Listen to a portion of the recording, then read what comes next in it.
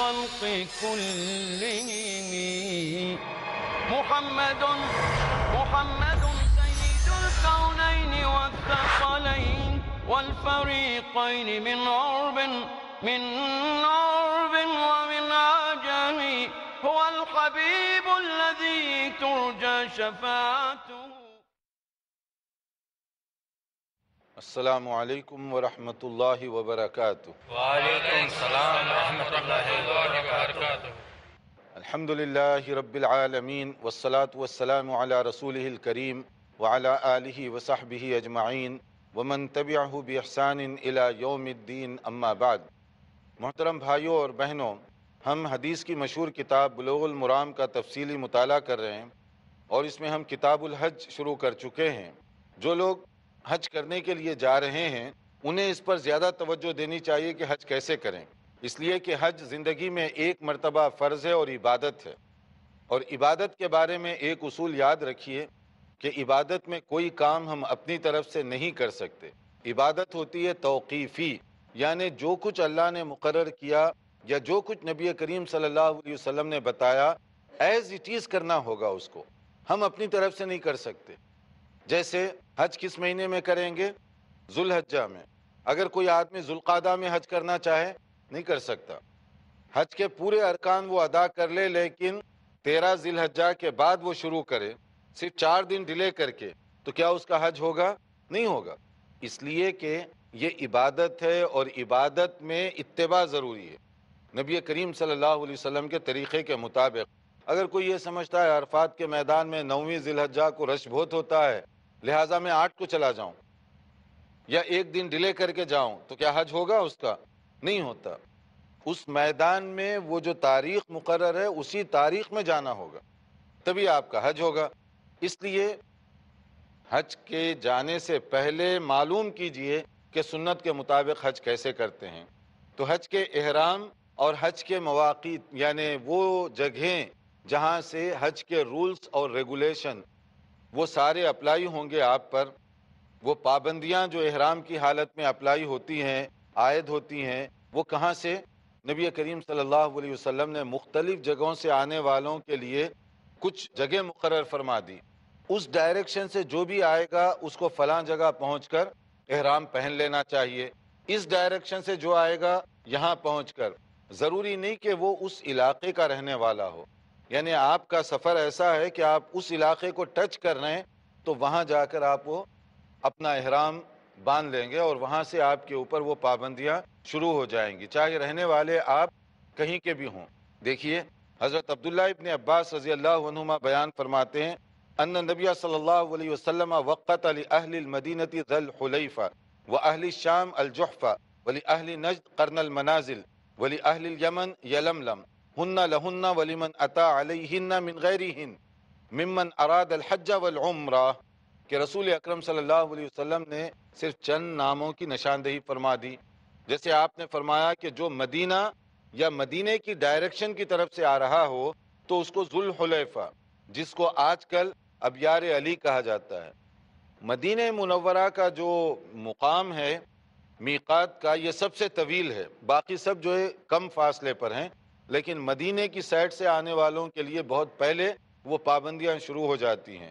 تو وہ جب ذوالحلیفہ پہنچیں گے وہاں احرام باندھ لیں اور وہاں وہ نیت وغیرہ جو بھی کرنا ہے کہ آپ کون سا حج کر رہے ہیں، کس کی طرف سے حج کر رہے ہیں، یہ سارے کام وہاں کرنے ہیں.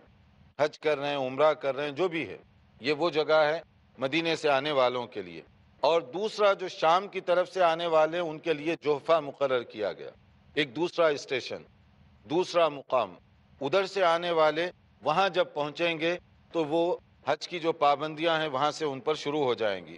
اور نجد کی طرف سے آنے والوں کے لیے قرن المنازل ایک جگہ کا نام ہے. جب وہاں پہنچیں گے وہ لوگ وہاں پہنچنے کے بعد اپنی پابندیاں ان کی وہاں سے شروع ہو جائیں گی. اسی طرح یمن کی طرف سے جو آئیں گے یلملم، اور عام طور پہ جو انڈیا وغیرہ سے پانی کے جہاز سے گزرا کرتے تھے وہ وہیں سے احرام باندھا کرتے تھے، کیونکہ وہ پانی کا سفر جو ہوتا وہ وہیں پر یمن سے کٹ کرتے ہوئے عدن وغیرہ ادھر سے گزرتے ہوئے اس کے قریب سے وہ گزرتے تھے. تو جب یلملم کی پہاڑیاں دکھائی دیتی تو عموماً اس زمانے میں اعلان کر دیا جاتا تاکہ لوگ جو ہے حج کے لیے تیار ہو جائیں، یعنی احرام وغیرہ وہ سب باندھ لیں۔ تو ادھر سے جو آنے والے ہیں ان کے لیے حج اور عمرے کی نیت سے جو جائے گا وہاں پہنچنے کے بعد احرام باندھ لے گا اور اس کے بعد میں تلبیہ کہنا شروع کرے گا۔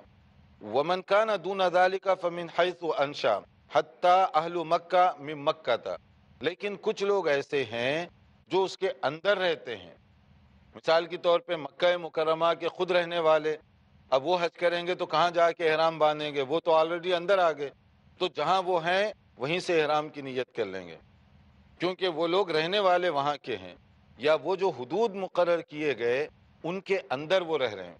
تو جو حدود کے باہر رہتے ہیں ان کے لیے جب وہ اسٹیشن ٹچ کریں گے تو وہاں، اور جو اس کے اندر رہنے والے ہیں جہاں سے رہنے والے ہیں وہ اپنے گھروں سے احرام باندھیں گے۔ یہ نہیں ہے کہ اب مکے کے رہنے والے پھر خواہ وہ جائیں گے باہر احرام باندھیں گے پھر اندر داخل ہوں گے، ایسا نہیں ہے، اپنی جگہ جہاں بھی ہے وہیں سے وہ احرام باندھیں گے حج کے لیے۔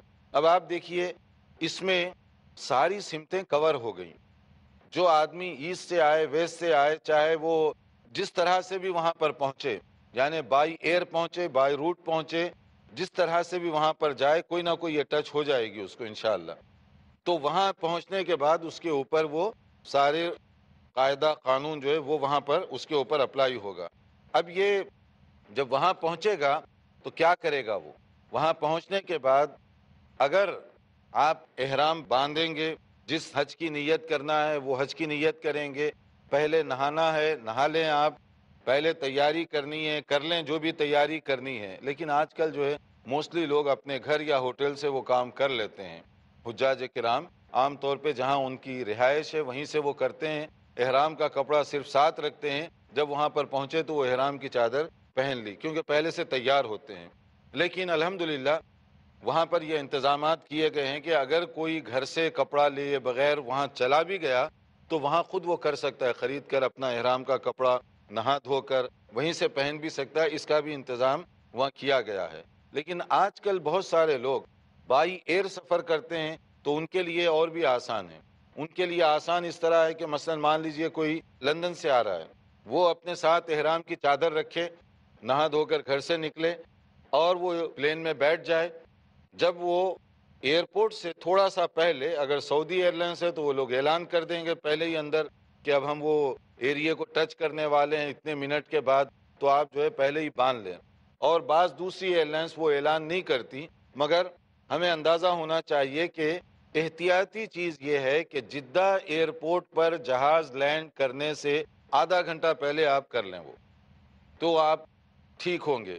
لیکن کچھ لوگ جدہ پہنچنے کے بعد کرتے ہیں، اس میں ایک رسک ہے، اور دوسرے وہ اس کو یہ اس طرح سے کمپنسیٹ کرنے کی یا جسٹیفائی کرنے کی کوشش کرتے ہیں ہم پہلے حج کی نیت نہیں کریں گے۔ اب وہ کہتے ہیں کہ جب جدہ ایئرپورٹ پر اتریں گے، جب اپنا کام کاج سے فارغ ہوں گے اس کے بعد حج کی نیت کریں گے۔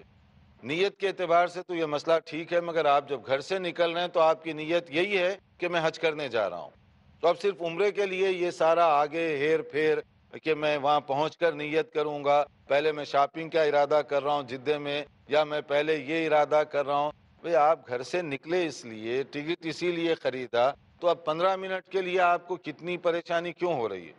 اس لیے احتیاطی چیز یہ ہے کہ آپ جدہ پہ پہنچنے سے آدھا گھنٹہ پہلے نیت کر لیں، تلبیہ کہنا شروع کر دیں، تو یہ زیادہ بہتر شکل ہوگی آپ کے لیے، اور آپ کو تکلف کرنے کی ضرورت نہیں، اس لیے کہ مقدس سفر پہ آپ جا رہے ہیں۔ دوسرے آپ کی طرح آپ اکیلے نہیں ہوں گے، وہاں پر سینکڑوں آدمی ہوں گے جو اس طرح احرام کے لباس میں ہوں گے، تو آپ کو کوئی پریشانی کسی بھی صورت میں نہیں ہے۔ تیاری کر کے وہ چیز اپنے ساتھ رکھیں، اور رکھنے کے بعد جب آپ وہاں پر پہنچنے کا اعلان کرتے ہیں تو وہاں پر جو لوگ ذوالحلیفہ میں جاتے ہیں، مدینے کی طرف سے جو لوگ آئیں گے ان کے لیے ایک خاص طور پر اجازت دی گئی، ان کے لیے ہے یہ کہ وہ وہاں پر پہنچ کر اگر 2 رکعت ادا کریں اور اس کے بعد تلبیہ کہیں، جو صرف مدینے کی ڈائریکشن سے آ رہے ہیں، باقی ہر جگہ سے آنے والوں کے لیے احرام باندھنے کے لیے 2 رکعت شرط نہیں ہے، پڑھ لیں ویسے اگر آپ، اس کے بعد دعا کریں، اس کے بعد تلبیہ، وہ ایک اچھی چیز ہے مستحبات میں سے، لیکن وہ فرائض واجبات یا ضروریات حج سے اس کا کوئی تعلق نہیں۔ تو آپ پلین میں بیٹھے ہوئے ہیں، خواہ آپ رش کر رہے ہیں کہ میں نماز کہاں پڑھوں، کیسے پڑھوں، آپ کی لڑائی ایئر ہوسٹس سے ہو رہی ہے، ایئر ہوسٹس آبجیکشن کر رہی ہے، تو یہ گڑبڑ کی ضرورت ہی نہیں ہے، کیونکہ یہ 2 رکعت کوئی کمپلسری نہیں ہے، اور 2 رکعت کا تعلق احرام کے ساتھ بھی نہیں ہے، وہ صرف مدینے سے آنے والوں کے لیے خصوصی طور پر اس کا حکم دیا گیا۔ دیکھتے رہیے پروگرام، ایک مختصر بریک کے بعد حاضر ہوں گے انشاءاللہ۔ محمد سید الکونین والثقلین۔ ناظرین، وقفے کے بعد دوبارہ آپ کی خدمت میں حاضر ہیں۔ وقفے سے پہلے حج اور اس کی تیاری کے حوالے سے ہم بتا رہے تھے کہ جب آپ میقات پر پہنچیں تو وہاں آپ چادریں جو احرام کی ہے وہ پہن لیں گے، اس کے بعد تلبیہ لبیک اللہم لبیک وہاں سے کہنا شروع کریں گے، اور جو بھی حج کی آپ کی نیت کر رہے ہیں، جو حج آپ کرنا چاہتے ہیں وہاں سے اس کا ارادہ کر لیں۔ تو جدہ ایئرپورٹ پر پہنچنے سے پہلے آپ جو ہے نیت کر لیں، آپ احرام باندھ لیں، یہ زیادہ بہتر اور اس کے اندر سیف سائڈ ہے، اور زیادہ علماء نے اسی کو پسند کیا ہے، یہی زیادہ علماء کی رائے ہے۔ اب یہاں پر جو احرام باندھا جاتا ہے تو اس کے اندر دیکھیے، احرام کبھی ایسے ہوتا ہے کہ آپ صرف عمرہ کرنے جا رہے ہیں، کبھی حج کرنے جا رہے ہیں، اور کبھی دونوں ملا کر کرنا چاہتے ہیں۔ تو احرام کیسے باندھیں گے؟ جیسے میں نے کہا، مرد آدمی 2 چادریں صرف بغیر سلی ہوئی، کوئی بنین وغیرہ نہیں پہن سکتے، 2 چادریں، تو وہ اس کا احرام ہوگا۔ البتہ پیسوں کے لیے آپ پرس وغیرہ رکھنا چاہیں ہاتھ میں وہ رکھ سکتے ہیں، بیلٹ باندھنا چاہیں اور اس کے اندر پیسے وغیرہ یا ڈاکومنٹس رکھنا چاہیں اس کی اجازت ہے۔ خواتین کے لیے نارمل جو ان کے کپڑے ہیں وہی ان کا احرام ہے، کیونکہ ان کا احرام ان کی نیت ہے۔ رولز وہاں ان کو بھی فالو کرنے پڑیں گے، لیکن صرف کپڑوں کی حد تک ان کو اجازت ہے کہ نارمل جو کپڑے ہیں وہ کپڑے ویسے ہی پہنے رہیں گی وہ۔ پھر خوشبو یا دوسری جو چیزیں ہیں احرام کی چادر باندھنے سے پہلے آپ لگا سکتے ہیں، بدن کو، کپڑے کو نہیں۔ مثلا تیل لگا لیں، خوشبو لگا لیں، یہ ساری چیزیں درست ہیں، مگر احرام کی چادر پر نہیں۔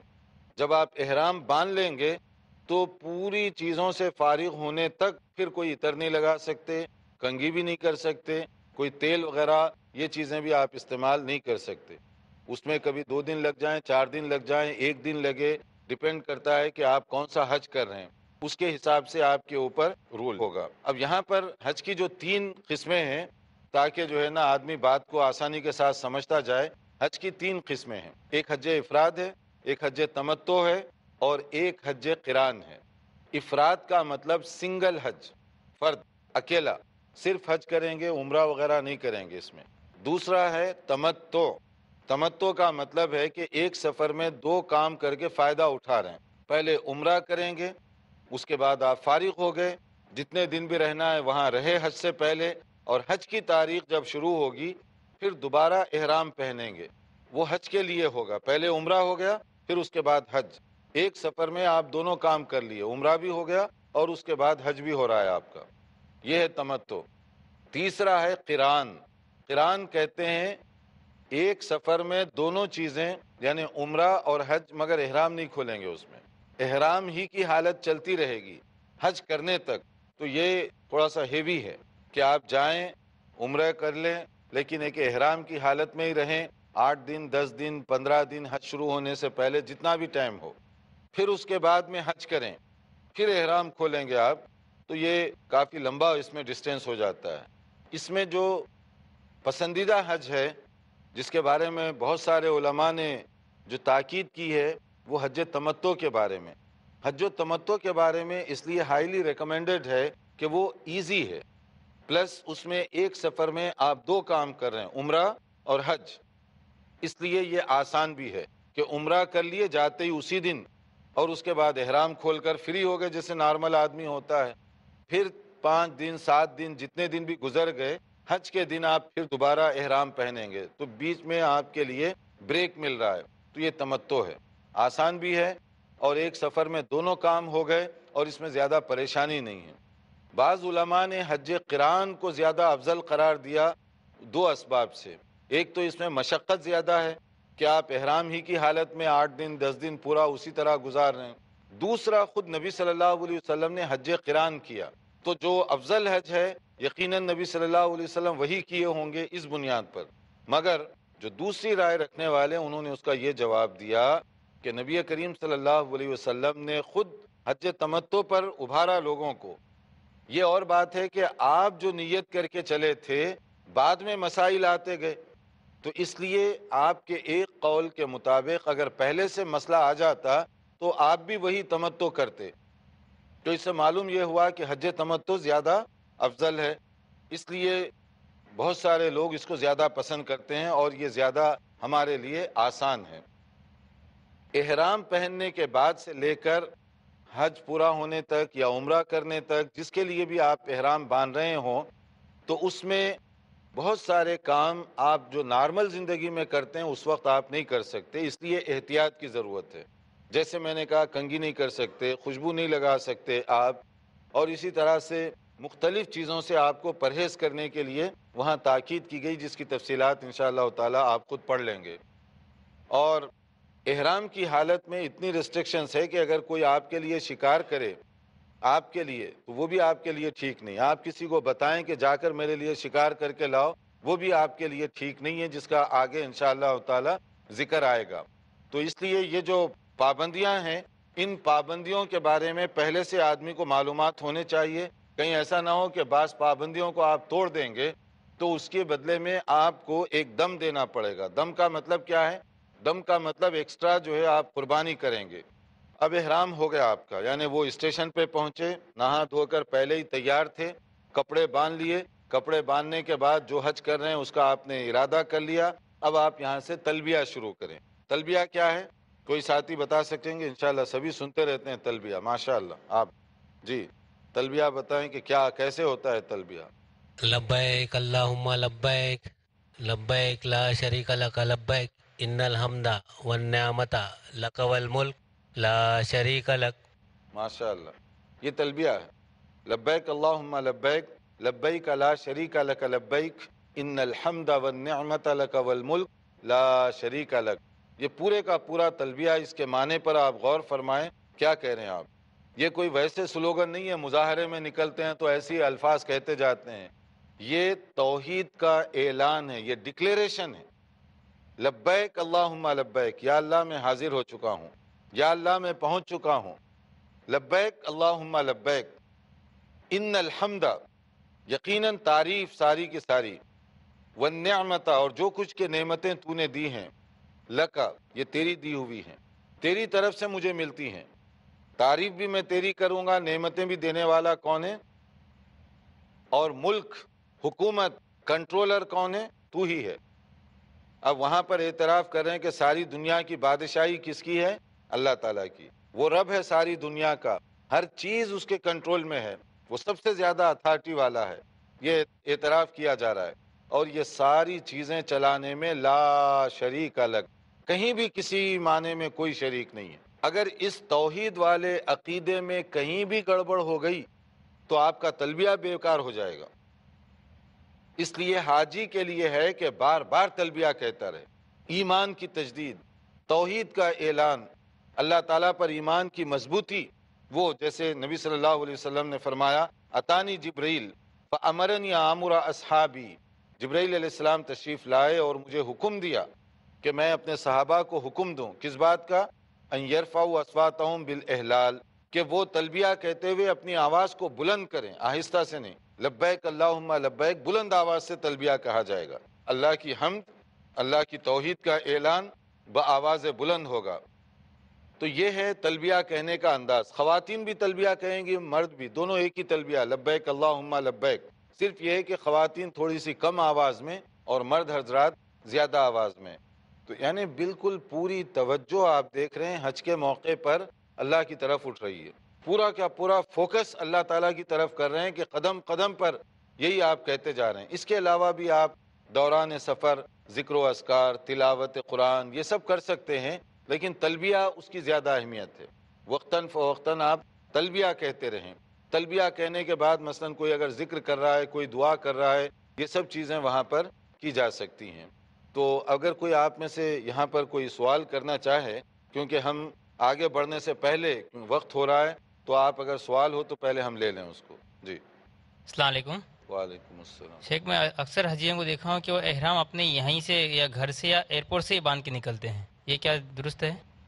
دیکھیے، کہیں سے بھی احرام کی چادر پہن لیں، اصل میں رول اپلائی ہوگا جب میقات پر آپ پہنچیں گے. جیسے اگر آپ ممبئی میں اپنے گھر پہ رہتے ہیں، وہاں سے آپ ایئرپورٹ جانے سے پہلے نہا دھو کر وہ کپڑے پہن لیں آپ، مگر ممبئی میقات نہیں ہے. جب آپ جہاز میں بیٹھیں گے تو نیت اور تلبیہ کہاں سے کہیں گے؟ وہ جگہ جانے کے بعد وہاں سے وہ رول اپلائی ہوں گے. پہننے کی حد تک جہاں سے چاہے پہن لیں، کوئی حرج نہیں ہے. جی، تو اس میں آپ دیکھ رہے ہیں کہ تلبیہ جو ہے توحید کا اعلان ہے، ایمان باللہ اور اللہ تعالیٰ سے محبت کا ایک تعلق ہے. احرام جو باندھا جاتا ہے ہونا تو اس میں سفید چادر چاہیے، لیکن رنگ کی پابندی نہیں ہے، یہ پسندیدہ رنگ ہے. نبی کریم صلی اللہ علیہ وسلم اس کو زیادہ پسند فرماتے تھے اسی لیے. ورنہ اگر ایسے کپڑوں کے بارے میں جیسے نارملی ہم پہنتے ہیں منع کیا گیا، جیسے سئل رسول اللہ صلی اللہ علیہ وسلم ما یلبس المحرم، کیا وہ پہنے گا محرم جو ہے کیا پہنے گا من الثیاب، کپڑوں میں سے. تو نبی صلی اللہ علیہ وسلم نے اس کی وضاحت فرمائی اور آپ نے کہا قال لا یلبس القمیص، یہ جو شرٹ ہے چاہے وہ ٹی شرٹ ہو، بشرٹ ہو، کرتا ہو، کوئی بھی چیز جو اوپر پہننے جانے والی ہے وہ نہیں پہنے گا. ولا العمائم، پگڑی بھی نہیں باندھ سکتا ننگے سر. ولا السراویلات، کوئی ازار ٹراؤزر وغیرہ کوئی اس طرح کا نہیں. ولا البرانس، اور نہ ہی کوئی ایسے جیسے ٹوپی وغیرہ یا کانٹوپ یا اس طرح کی چیزیں بھی نہیں پہنے گا. ولا الخفاف، اور نہ بوٹ یا اس کے اندر جو موزے پہنے جاتے ہیں لمبے وہ بھی نہیں پہنیں گے آپ احرام کی صورت میں. الا احد لا یجد نعلین فلیلبس الخفین، اگر آدمی کے پاس ہوائی چپل وغیرہ جیسے ہوتی ہے اس طرح کی چپل نہ ہو تو آپ ایسے جوتے جو زیادہ بڑے نہ ہوں، اونچے نہ ہوں، بوٹ نما نہ ہوں وہ پہن سکتے ہیں، جو ٹخنوں سے نیچے نیچے اس کو اینڈ ہو جاتا ہے اس طرح کے. اور اسی طرح سے بتایا گیا کہ وَلْيَقْطَعْهُمَا أَسْفَلَ مِنَ الْكَعْبَيْنِ، یعنی اگر ٹخنوں سے اوپر ہو رہے ہیں تو اتنا حصہ آپ کاٹ دیجئے تاکہ وہ جو ہے اس کا حصہ ٹخنوں سے نیچے نیچے رہے. وَلَا تَلْبُسُوا شَيْئًا مِنَ الثِّيَابِ مَسَّهُ الزَّعْفْرَانُ وَلَا الْوَرْسُ، اور نہ ہی ایسا کوئی کپڑا یعنی احرام وغیرہ جو زعفران میں ملایا ہوا ہو یا اسی طرح سے خوشبو وغیرہ لگائی ہوئی ہو، اس سے منع کیا گیا. تو آپ دیکھ رہے ہیں کتنا سمپل ہے احرام کا لباس، صرف چادر اور اس کے ساتھ پاؤں میں ایک چپل، عام چپل. پہلے سے اس کا اہتمام کیجیے. چپل کا مطلب بعض لوگوں کو یہ غلط فہمی ہوتی ہے کہ شاید ہم جو ہے ہوائی چپل ہی پہن سکتے ہیں ربر والی. آپ ربر کی پہنے، چمڑے کی پہنے، لیدر کی پہنے، لیکن چپل.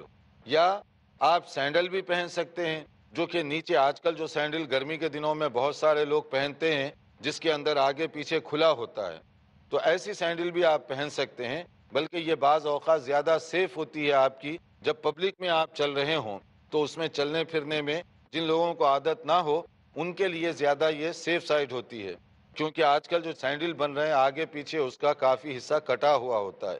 اس طرح کی بھی آپ پہن سکتے ہیں تاکہ آسانی سے آپ اپنا سفر جاری رکھ سکیں. احرام کی اور اسی طرح سے میقات کی اور بہت ساری چیزیں ہیں جس کو ہم انشاءاللہ تعالی آئندہ لیکچر میں پورا کرنے کی کوشش کریں گے. دیکھتے رہیے ہمارا پروگرام اور انتظار کیجئے میقات، حج اور اس کے جو طریقے ہیں اس کو معلوم کرنے کے لیے آئندہ لیکچر. والسلام علیکم ورحمۃ اللہ وبرکاتہ. مولاي صل وسلم دائما ابدا على حبيبك خير الخلق كلهم محمد سيد الكونين والثقلين والفريقين من عرب ومن عجم، هو الحبيب الذي ترجى شفاعته، هو الحبيب الذي ترجى شفاعته بكل هول من الأهوال مقتحم. مولاي صل وسلم